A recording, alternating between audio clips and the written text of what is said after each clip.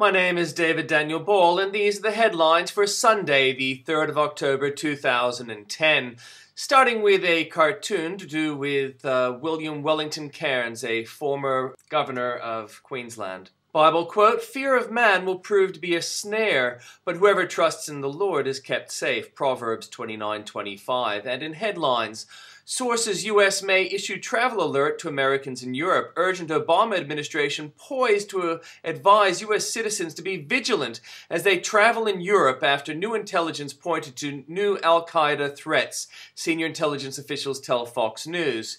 GOP gubernatorial candidate Meg Whitman says Democrat rival Jerry Brown is behind the scandal over her former illegal immigrant housekeeper, prompting Brown to fire back, saying Whitman is not fit to be governor. As the FBI cracks a scheme that used a potent strain of the malicious Zeus application to siphon millions from bank accounts in the U.S. and abroad, criminals are having a harder time purchasing the software to deploy the virus. As the High Court's term officially kicks off Monday, court watchers eye Kagan's jurisprudence, but most observers believe it will take several years to determine how she fits in with her other 8 colleagues. Ecuador's president, Rafael Correa, has declared victory over rebel security forces behind the mutiny he claims sought to kill him. 17-year-old girl pulled over for kidnappers because she thought she was being stopped by police. Palestinian leadership says there will be no further peace talks with Israel as long as it continues building in occupied territories. And Chinese experts investigating death of animal on loan to Japanese zoo say it died of asphyxiation. From New South Wales and ACT, detectives are preparing a worldwide search to identify the remains of a young woman. A firefighter has claimed New South Wales Fire Brigade's Commissioner Greg Mullins watched and laughed as he was sexually assaulted. And property buyers will get value for money over the next 2 months as the market bounces back.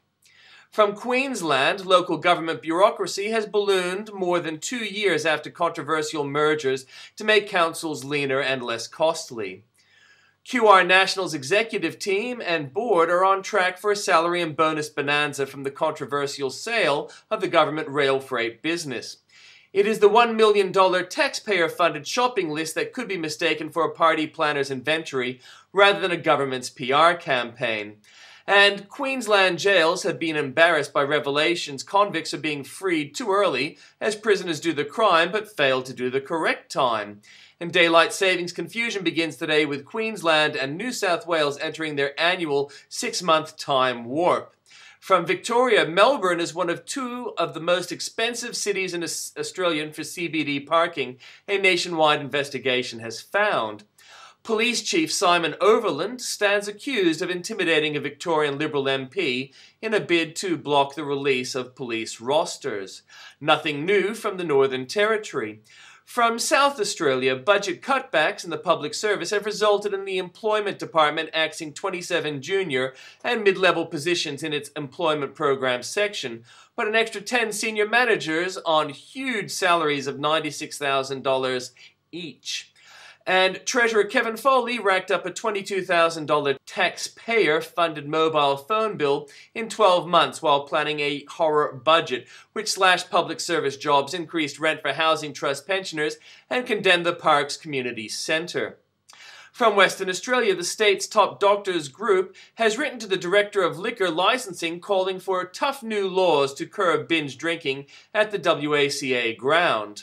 Police will go armed with taser stun guns during next month's schoolie celebrations, and West Australia business still want daylight savings, say the state's peak business lobby group.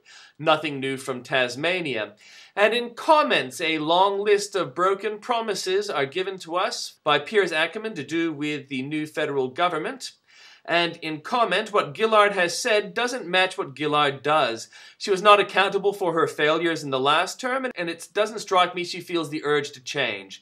It isn't as if she is being held to account by her supporters. They were expecting disappointment, and she has delivered on that. Thing is, she's in a good position to do everything a reforming government could wish to do, but she would have to give up her pork barrels to do that, and that is where her support lies. She can always rely on rusted on ALP voting for her, but she has the self-interest of the corrupt to cater for the balance.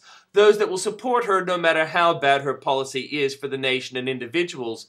But some few still benefit, like those with interest in desalination, big business, some mining companies, but not the whole sector. Those in the Aboriginal industry who aren't necessarily of the culture, for some bizarre reason the ALP seem to be the party of choice for pedophiles.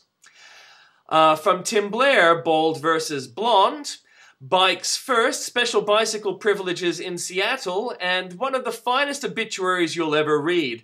Toast the memory of a solitary man who knew his likes and lived within his means, a man who could be counted on. From Andrew Bolt, The Making of Peter Beattie, damns that useful research, and CNN, its Cuban host and Jewish bigot who attacked him.